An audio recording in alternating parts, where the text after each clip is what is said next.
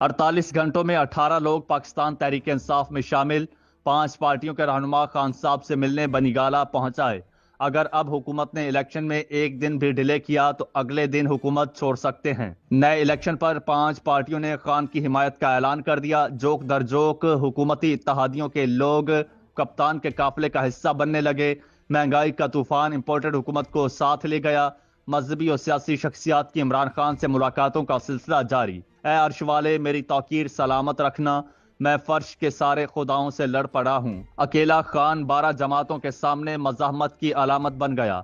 इमरान खान मुस्लिम दुनिया का मकबूल तरीन लीडर बन गया। बड़े बड़े लीडर्स खान को बड़ा लीडर मानने पर मजबूर। साबिक वज़ीर आज़म का अहम तरीन साथी खान को मिलने बनीगाला पहुंच गया। पाकिस्तान पीपल्स पार्टी और नून लीग में भौचाल आ गया। जिस रफ्तार से लोग खान के साथ शामिल हो रहे हैं, लगता है कि नून लीग या पीपल्स पार्टी का टिकट भी कोई शख्स नहीं लेगा। वीडियो के आखिर में बताएंगे कि इमरान खान ने कैसे सारी गेम पलट दी है, किन दोस्त ममालिक ने खान की हिमायत का खुफिया ऐलान कर रखा है। इस टॉपिक का बाकायदा आगाज करने से काबिल नए आने वाले दोस्तों से गुजारिश है कि वो हमारे चैनल को सब्सक्राइब कर लें। शुक्रिया। नाजरीन, कल मैं फेसबुक पर स्क्रॉल कर रहा था तो मेरे सामने एक वीडियो क्लिप गुजरा जिसमें अनवर मकसूद साहब मोइन अख्तर साहब से सवाल करते हैं कि आप पाकिस्तान में किस पार्टी को सपोर्ट करते हैं। मोइन अख्तर साहब बहुत मासूमियत से जवाब देते हैं, फौज को। ऑलमोस्ट पाकिस्तान में जो आजकल सियासी माहौल बना हुआ है वो ऐसा ही है, इसीलिए ऐसे क्लिप बहुत वायरल हो रहे हैं। लेकिन अब न्यूट्रल्स ने इंपोर्टेड हुकूमत के सर से अपना हाथ उठा लिया है। इसका वाज़ेह सबूत यह है कि वो जमातें जो हमेशा जिस हुकूमत का साथ देती हैं उनके पीछे एस्टेब्लिशमेंट होती है, अब वो खान साहब के काफिले में शामिल हो रही हैं। गुज़श्ता दिनों से 2 खुफिया मुलाकातों का चर्चा बहुत ज्यादा है। लगता यूं है कि बाजी पलट चुकी है। एक एक फैक्ट आपके साथ शेयर करते हैं, लेकिन इससे पहले आपको बता दें कि खान की तहरीक अब एक अवामी तहरीक बन चुकी है। लोगों को खान साहब की बात समझ आना शुरू हो चुकी है। लोग अब जोक दर जोक इस काफिले में शामिल हो रहे हैं। नाजरीन, 2 दिन या गुज़श्ता 48 घंटों के दौरान पाकिस्तान पीपल्स पार्टी समेत मुख्तलिफ पार्टियों से ताल्लुक रखने वाली शख्सियात ने साबिक वज़ीर आज़म इमरान खान से मुलाकातें करके पाकिस्तान तहरीक इंसाफ में शामिल होने का ऐलान कर दिया है। एक रिपोर्ट के मुताबिक 2 दिन में अहम सियासी और मजहबी शख्सियात ने इमरान खान से राबते किए हैं, जिनमें पीपल्स पार्टी और नून लीग के साबिक अरकान असम्बली भी शामिल हैं। MQM के तो 5 वज़रा बड़ा फैसला कर चुके हैं। पाकिस्तान पीपल्स पार्टी के रहनुमा साबिक वफाकी वजीर हामिद सईद काज़मी ने खैबर पख्तूनख्वा हाउस इस्लामाबाद में इमरान खान से मुलाकात की है, जिसमें मौजूदा सियासी सूरत हाल पर गुफ्तगू की गई है।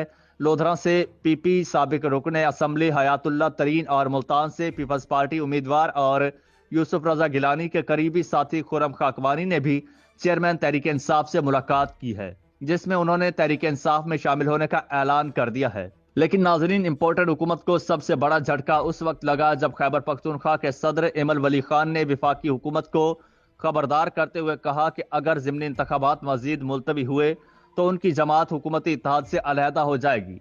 समाजी राबते की वेबसाइट पर ट्वीट करते हुए एमल वली खान ने कहा कि अवामी नेशनल पार्टी ने वफाकी हुकूमत को बाज़ाब्ता तौर पर आगाह कर दिया है कि अगर ज़िमनी इंतखाबात मजीद मुलतवी हुए तो वो इंतखाबात में हिस्सा नहीं लेंगे। लेकिन इंपोर्टेड हुकूमत के लिए इलेक्शन करवाना खुद को जलील करने के मुतरादिफ है। इससे पहले बिलावल भुट्टो इलेक्शन पर शहबाज हुकूमत को खबरदार कर चुका है। नाजरीन, एमल वली खान ने 7 अक्टूबर को ट्वीट करते हुए वज़ीर आज़म शहबाज शरीफ और वफाकी वज़ीर दाखिला राना सनाउल्लाह से कहा था कि खुदा के वास्ते सिक्योरिटी इदारों को सियासी अमल से दूर रखें, क्योंकि हम नहीं चाहते कि इनकी तौकीर में मजीद कमी आए। 7 अक्टूबर को वज़ीर दाखिला ने इलेक्शन कमीशन ऑफ पाकिस्तान को कौमी असम्बली के 9 हल्कों में 3 और पंजाब असम्बली के होने वाले ज़िमनी इंतखाबात को 90 रोज के लिए मुलतवी करने की दरख्वास्त की थी। वजारत दाखिला की तरफ से लिखे गए खत में कहा गया था कि 16 अक्टूबर को इन हल्कों में ज़िमनी इंतखाबात होने हैं, मगर बाएतमाद इंटेलिजेंस रिपोर्ट्स के मुताबिक 12 और 17 अक्टूबर के दरमियान एक सियासी जमात वफाकी दारकूमत का मुहासरा करना चाहती है, जिसके लिए फौजी दस्ते और पुलिस नफरी को वहां तैनात किया गया है। नाजरीन, सैलाब की हंगामी सूरत हाल की वजह से पाक फौज और दीगर इदारे इमदादी सरगर्मियों में मसरूफ हैं, लिहाजा ज़िमनी इंतखाबात की तारीख में 90 दिन की तौसी की जाए। खत में लिखा गया था कि इलेक्शन कमीशन ने मुल्क में तबाहकुन सैलाबी सूरत हाल के पेश नज़र मुल्क के मुख्तलिफ हल्कों और इलाकों में ज़िमनी और बल्दियाती इंतखाबात मुलतवी किए हैं। जैसा कि पाक फौज, frontier core, national disaster management authority और दीगर इदारों के हमरा सैलाब ज़दा इलाकों से पानी की निकासी, मुतासरीन की इमदाद व बहाली, محفوظ مقامات تک منتقل کرنے جیسی سرگرمیوں میں مصروف ہیں۔ اس صورتحال میں وفاقی حکومت اور صوبوں نے اپنے تمام وسائل سیلاب زدگان کی بحالی کے لیے بروئے کار لائے ہیں۔ ناظرین، 14 ستمبر کو الیکشن کمیشن نے 9 اکتوبر کو ہونے والے ضمنی انتخابات کی تاریخ تبدیل کر کے 16 اکتوبر کو کرانے کا فیصلہ کیا تھا۔